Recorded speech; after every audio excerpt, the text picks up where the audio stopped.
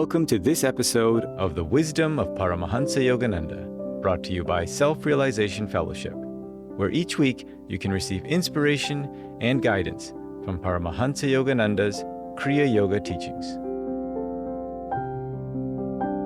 This talk is titled Gaining the Wealth of Inner Happiness by Brother Jayananda.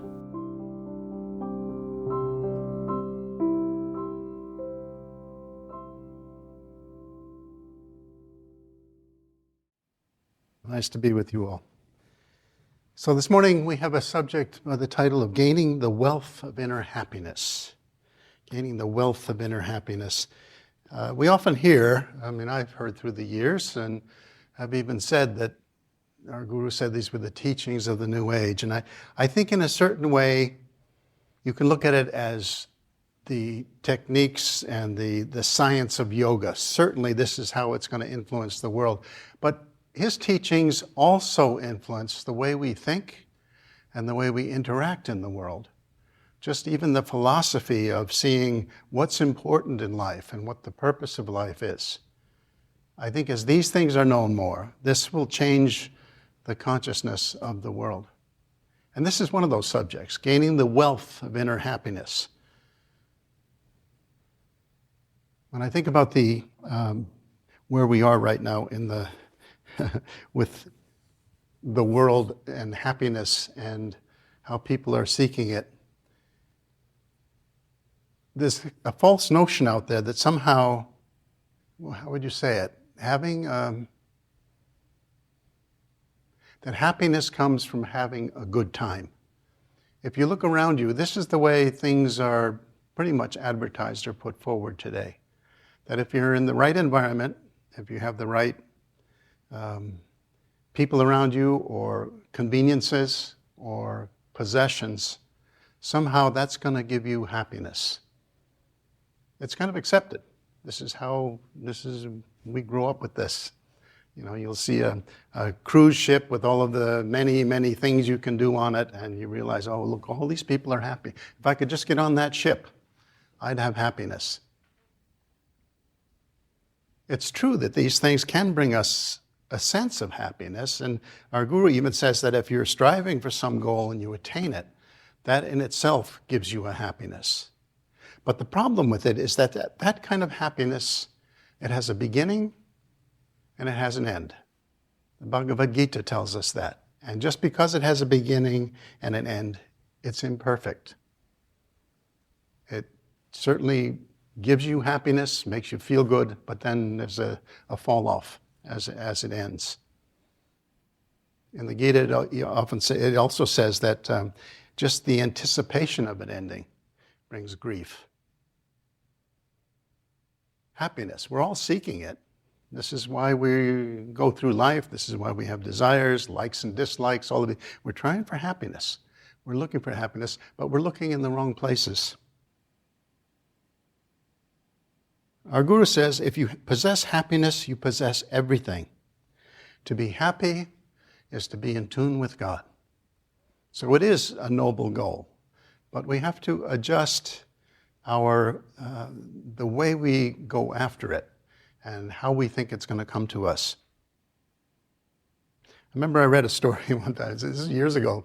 There was a fellow who with a group, climbed Mount Denali. This is the highest peak in North America, Mount Denali. It's in Alaska, I believe. Mount McKinley, it's also called. And it's 20,300 feet, highest peak in North America. And they made it all the way up to the top. Not everyone does. It's not you have to get the right weather, and 20,000 feet is no small joke because you're running out of oxygen up there and all of these things. But he said when he described what it was like to get to the top of Mount Denali. There's a marker up there saying you made it, and everyone who goes up there leaves something to prove that they made it there. So he wrote this about getting to the top. He said it consisted of these insignificant bumps on a rounded ridge, one bump slightly higher than the others. That's all. It was incredibly anticlimactic. I guess I expected there to be fireworks and music playing in my head or something, but there wasn't anything like that. As soon as we got there, we turned around and started down. I thought that was a perfect description of many of the goals that people spend their lives pursuing. Getting to a place where they realize, is that it? There's got to be something more than that. The happiness that our guru talks about is something that stays with us. You wake up in the morning, and you look inside, you're happy. You go through the day, things happen, positive and negative, that happiness is still there. You sit to meditate, you realize you're happy. This is a possession that is beyond the wealth of kings. This is a possession that most people have no idea even exists. And we who practice yoga, we can experience it. It doesn't take, it's not required that you go into samadhi to experience this. This, from the very beginning, if you start meditating and start feeling that peace within, you can start realizing that you're much happier than you used to be. It happens. It happens. I remember when I came in the ashram, I had a family that had no idea what I was doing, thought I was off. Let's just leave it there. And brothers and sisters and everybody wondering, what the heck happened to him? He just jumped off the deep end. And silently kind of criticizing the decision to come into an ashram for an Eastern religion, or they didn't quite know what it was.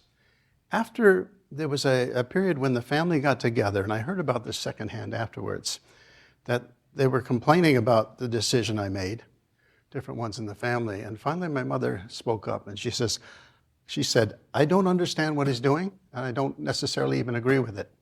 But I just know that he's happier now than he ever was in the past. And so that's fine with me. And I thought, God bless you, Mom. Thank you for that. Straightening the family out to realize that it's not about, you can pick apart things you don't understand. But this idea that happiness comes from just being in tune, from doing the right thing, from the teachings that give you a perspective on even where happiness lies, it affects you, it changes you. And as all mothers, they can sense that in their children, whether they're happy or not. There was another thing I came across, and again, years ago, I came across some old notes recently, so these things come to mind. There was a fellow who was a photographer, and he would go on these expeditions to different places and would photograph what he saw. And one time he went on an expedition to the Antarctica. And it was the ship that he was on was sailing through the Linear Channel, which I don't know where it is. It's down there somewhere. And he had this picture, this photo shoot of the things he was seeing on this journey. And the Linear Channel, the sun was at such an angle there in Antarctica that it was casting light on these ice flows, and just unbelievable shots of rainbow-colored ice, and dark blue water, and it just takes your breath away as far as the beauty. But he wrote as a little frontispiece to these photographs that followed in this magazine. He said it was early on a raw January morning, very cold. I remember I had come up on deck to get a breath of fresh air and couldn't believe the colors and scenery before my eyes. I found myself running from bow to stern, trying desperately to take in some small part of what I was seeing.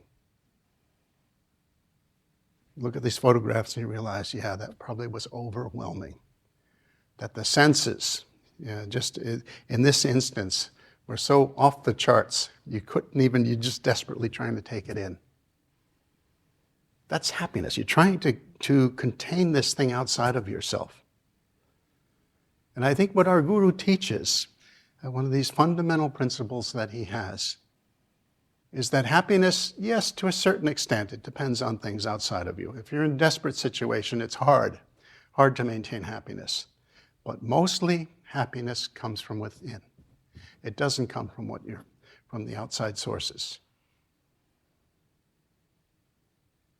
That ability to be happy no matter where you are or what circumstances you're placed in.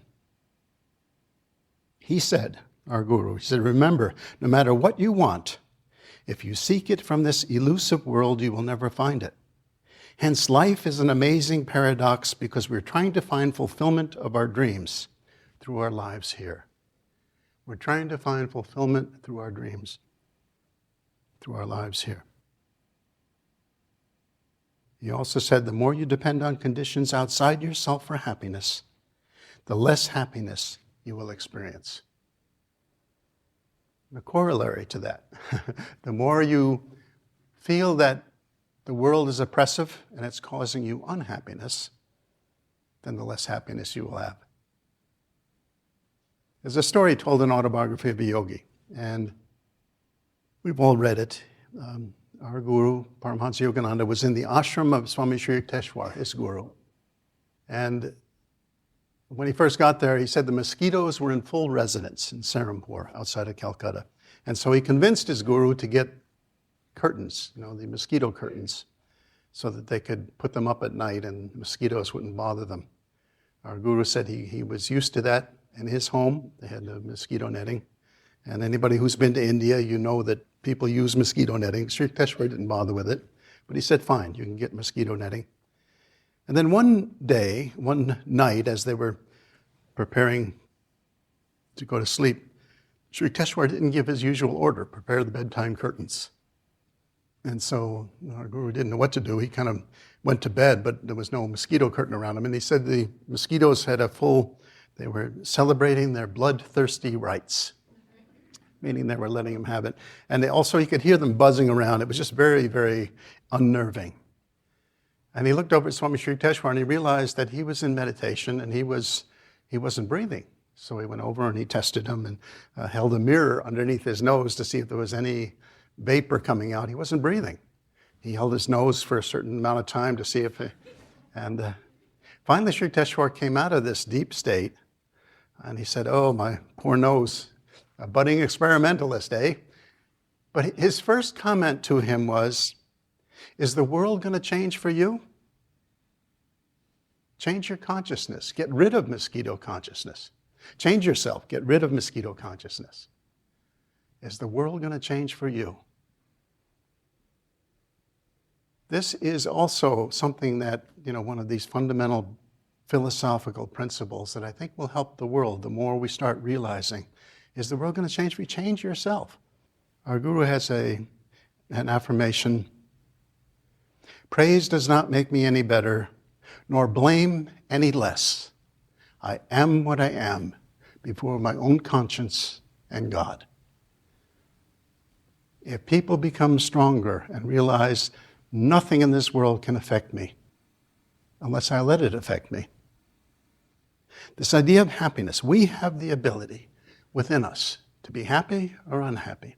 If we choose to be happy, nothing in this world can make us unhappy, says our guru. And if we choose to be unhappy, nothing can make us happy. We make of this world what it is. We need that strength. We need that ability to look at ourselves and change ourselves so that we can not only reflect this, but we can have the protection of knowing that we're in control of our destiny. We're in control of our environment. Great lesson, lesson 59, supplemental lessons. I'd suggest reading it. The title of the lesson is Control of Emotions is the Key to Health and Happiness. The key to health and happiness. These emotions, these are the feelings that surround the ego. We all have emotions, but we have to be the controller of them. We have to be stronger than our emotions and not let our emotions dictate to us how we are to feel or how we are to react in certain situations. Another principle our guru gives. He wrote somewhere that everything of which we are cognizant has a relative vibration within us. Let's pull that apart. Everything of which we are aware has a relative vibration within us. That's why some things disturb some people and some things don't disturb others. It's that we vibrate to thing, whatever it is, everything of which we are cognizant. People are cognizant of different things. At one point in my life, I studied classical guitar. Now, anyone who knows musical instruments, or stringed instruments in particular, if you play a particular note on a guitar or whatever, a violin, if there's another string that's tuned to that note, it can be even an octave or two higher or lower, that other string will vibrate. It's incredible. It's like you have one vibration, you set one string in motion. If another string is in tune with that, it will vibrate to a lesser degree. A relative vibration, or a relative, that's it. If we're in tune with something, everything of which we're cognizant has a relative vibration within us. If that disturbs out there, if that's disturbing us, it's because something inside of us is disturbing us. And when we look at it from that kind of scientific perspective, we can say, okay, how do I get rid of this mosquito consciousness? How do I get rid of this thing that's bothering me? This is yoga too. This is also how we become masters of ourselves. We have to become aware of things outside of ourselves that are vibrating within us. And we have to change ourselves in order to change our environment. We have to be aware when we go into moods, because moods are really, they don't help us. They are kind of the opposite of what happiness is. Our Guru says, moods are resultant unhappiness caused by unfulfilled desires of the past. Imagine, unfulfilled desires of the past. So it's not even introspecting now and saying, what are my unfulfilled desires? We have to also know what we did in the past that causes these things. They happen. I think in the beginning, especially on the spiritual path, we can tend to be moody. We may not know why. I was moody in the beginning. I was less moody now, let's put it that way. It's not moodless, if that's a word. But I remember one time I was going in the Pashan ashram, so shortly after I came in, I was going up the stairs. They had 2 layers in the 2 floors in the Pashan ashram, stone steps going up to the 2nd floor. And I was going up these steps one morning, and I was certainly in a mood, And so I was looking down, I was just going up, and I wasn't paying attention. Someone was coming down, but I didn't care. I'm in a mood. I have every right to be in a mood. And as it was coming down, I saw the shoes, and I realized, oh, those are Brother Premamoy's shoes. Uh-oh. They're not just a fellow postulant, that's somebody. And so he walked by me, and he said, so, not even saying hello anymore, huh? And it was like one of these cold water in the face sort of moments where you realize, yeah, sorry. And then I got to work for Dayamata, and boy, she could read consciousness like it was an open book. And one morning I was in a mood when she called me up to her study. She had some work to give to me. And as soon as I walked in the study there, I tried to put on a happy face. I tried to be, I'm not in the mood. As soon as I walked in, she looked up from what she was doing. Are you okay? And she just, the way she said it, it was like, what is this? You're going to walk in here like that? I said, I'm sorry, Ma. I'll get over it. And I tried desperately to. That's all she wanted. Okay, you're aware you're in a mood, get out of it. But that's very much a wake-up call when those things happen. You realize you cannot force your moods on other people. You cannot be dour and just sad. It's just not. Master wouldn't allow it. If a person walked into his presence in a mood, he'd say, get out. Come back to me when you're healed. He didn't want it. You can't bring my consciousness down. I'm not going to sit here and fight it. Get out of here. So, but these things happen. Lord, help me understand why this mood is there. Help me to feel your presence within. Help me to feel that happiness within, because that happiness within dispels moods. It changes your consciousness. And the more we can do that, it comes through meditation, it comes through devotion, practicing the presence, all of these things we often talk about. It comes by living a spiritual life. You find that moods tend to dissipate. They become less and less a part of your life. Our Guru says, get away from your moods. They are your worst enemy. We've all heard that before. Get away from your moods. They are your worst enemy. These outside, where does happiness come from? Outside things don't cause it. They don't cause it. I was in India. I traveled to India 5 times for SRF. And on one of the trips, one of the monks at Ranchi, he said to me, do you want to go on an outing this morning? I'm going over to the orphanage here in Ranchi. We often give them, the Ranchi orphanage there, we give, on the Ranchi ashram, SRF ashram, we have cows, had cows in those days, and they got milk from them. Whenever there was excess milk, they would bring it to the orphanage. And the orphanage really was very thankful to YSS SRF for that. But he said he was going over, I don't know whether we were taking milk over or something, but we went. And this was not only an orphanage, it was an orphanage for abandoned children who were blind. Imagine, it's like, and I didn't, I'm from the West, okay, let's go. I didn't know what to expect. I was going with some YSS monks. We walked in, and I had never before or since experienced the level of joy that was not only in the people who were working there. I mean, they had sisters who were looking after the kids, but the workers, the children themselves, and we had to sit down. The children wanted to put on a play for us because they had it perfected, so we were just on the spot. We sat there, they fed us, and they were just so happy, so joyful. And I think if anything proved to me that happiness doesn't depend on outer circumstances. It's things like that where you start realizing, well, wait a minute. If all of these people in these situations, these conditions, can have this happiness to a depth that I haven't experienced, what is happiness dependent upon? These are spiritual principles that are worth pondering. The other point about happiness is that our Guru says the constantly improving person is the increasingly happy person. That's a law that you can put into effect in your life.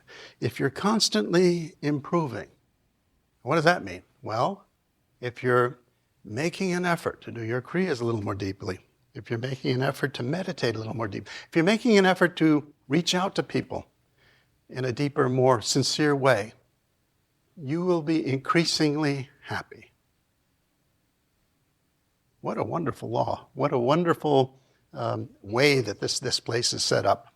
That we can use these sort of back channel shortcuts to find happiness. The constantly improving person is the increasingly happy person. Many times when we're unhappy or moody, it's because we're not taking those steps that we know we could take, or maybe even should take, but we're just pushing them off. We're saying, oh, I'm fine where I am. Unhappy me. If we would take those steps, if we would just think about, okay, improving a little bit each day, we'd find when we look back, we'd look back on the week and say, well, that was a pretty happy week. Look back on the month and say, that was a pretty happy month. Look back on our life and say, I was pretty happy through it all because I was steadily improving, trying to improve.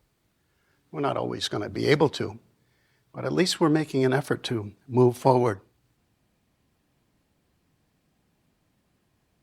And to be happy, our Guru even said, we have to force ourselves to be happy. He said, if you don't feel like being happy, he said, stand in front of a mirror and pull the corners of your mouth up. Imagine. Stand in front of a mirror and pull the corners of your mouth. Why? Because when we force ourselves to be happy, we realize, or even do this, we realize it changes how we look at things. We become a little more happy, a little more able to enjoy life. One time, Dayamata made a statement to the monastics. She said, don't wear your ego so tightly. In other words, don't be so, be a little more loose. Wear it a little more looser around you, that you can laugh at yourself, that you can enjoy life. Dayamata was an example of just this this joyful, happy person. I mean, she was serious at times. There were periods where she was just so concentrated on what she was doing, or had so many even worries on her mind that she wasn't flippant with her happiness. But her happiness, her joy was always there. As I said, I went to India a number of times, and on one of those trips, I don't know how we figured this out. I must have gotten a hint from somebody, but I thought, well, when I'm over there, let me write some letters back home. Our bulletin boards at Mother Center in those days were just boring, just information. I thought, well, let me let them know what I'm doing. I'm one SRF monk traveling in India. I can let them know what I'm seeing. And I remember once Merlini Mata saying that if you're even a little bit perceptive and you can express yourself, she says, India just gives you vast amounts to write about. And that always impressed me. And so what I did when I went over to India on this trip was I always had a notebook in my pocket. And when I saw something interesting, I would make a note of it. And then usually every night I would I'd start writing up different things that I saw and experiences. And one of the things I wrote in there, in one of those letters, was how the simplicity of the life in India really allows people to be a lot more happy, a lot more joyful. They don't wear their ego so tightly around their shoulders that they can fail to laugh at themselves or at life. And the story was that I was in the ashram, and one night the monks wanted to have a gathering. They call them ICPs, ice cream party. Big deal. In those days, big deal, ice cream party. So they all gathered, and we had ice cream, wonderful time. And then one of them said, why don't you tell, just in a loud voice, let's tell a few stories. And then someone said to one of the monks there, who had, I guess he had told this before, someone said, so-and-so, tell that joke about the taxi cab driver. And everybody said, yeah, tell that joke. In India, it's so simple, it's so I wouldn't say simple, it's so childlike that people are okay with, I've heard this joke before, but he tells it really good. Let's hear it again. So this fellow stood up and he told the joke, and everybody roared with laughter. They'd all heard it before, I don't know how many times, but in my presence, it was the first time. They all roared with laughter, and someone from the back of the room said, that's it, nicely told.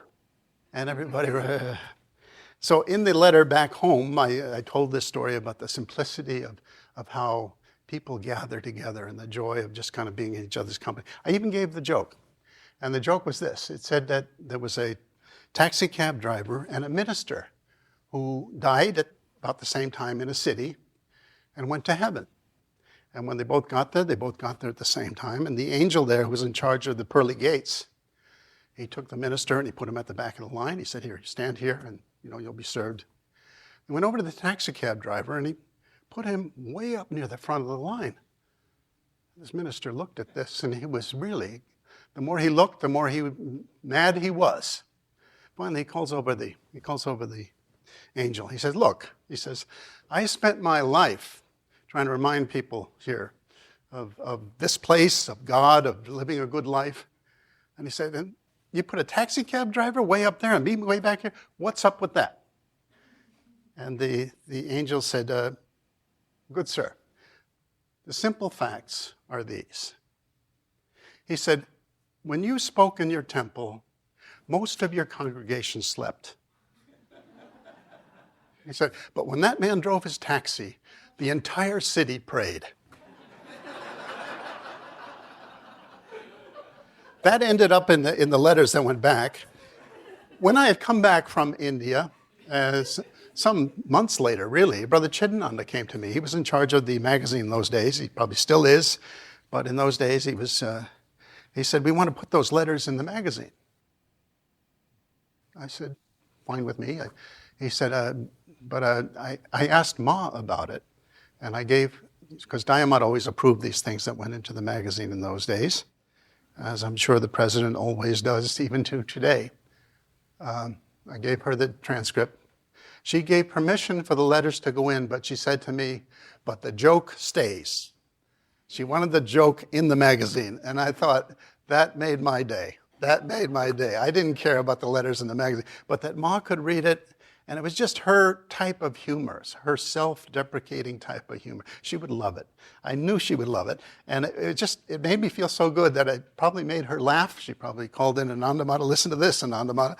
And they both roared with laughter that the minister put people to sleep, but the taxi cab driver made them pray. Simplicity, this childlike enjoyment of life, so important, and yet it's a part of our lives too. It comes not only by consciously taking the steps as we're talking about this morning, but it comes by meditation. The more you meditate, the more childlike you become. The more understanding you have as to what gives you happiness, what gives you sorrow.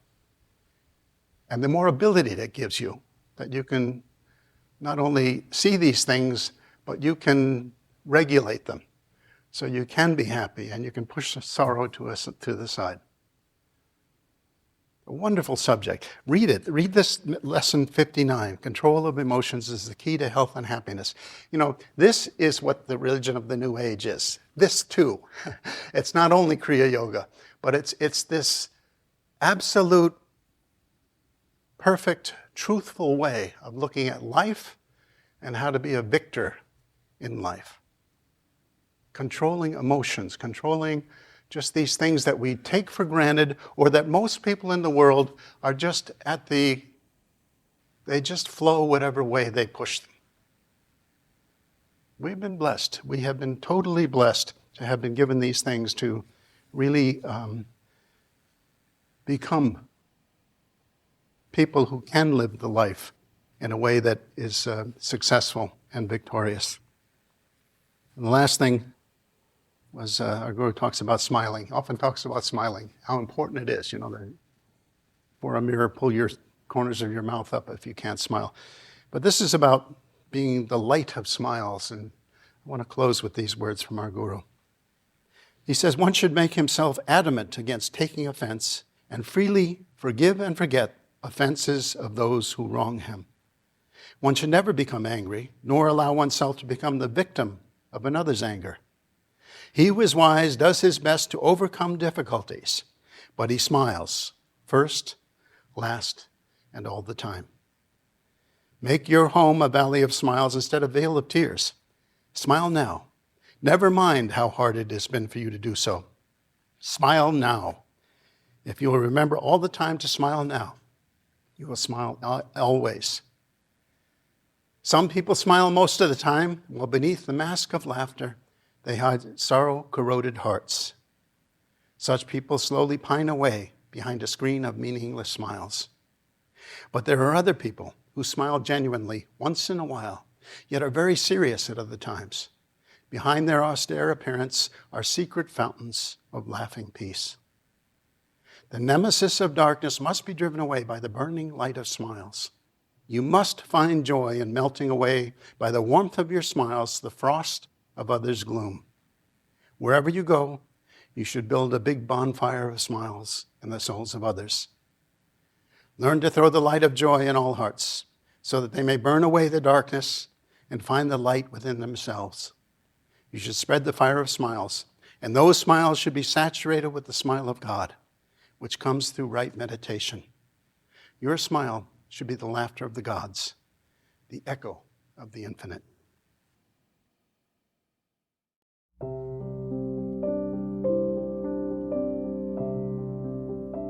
This has been a production of Self-Realization Fellowship, a non-profit organization founded by Paramahansa Yogananda in 1920. For more information about Self-Realization Fellowship and Paramahansa Yogananda, please visit yogananda.org.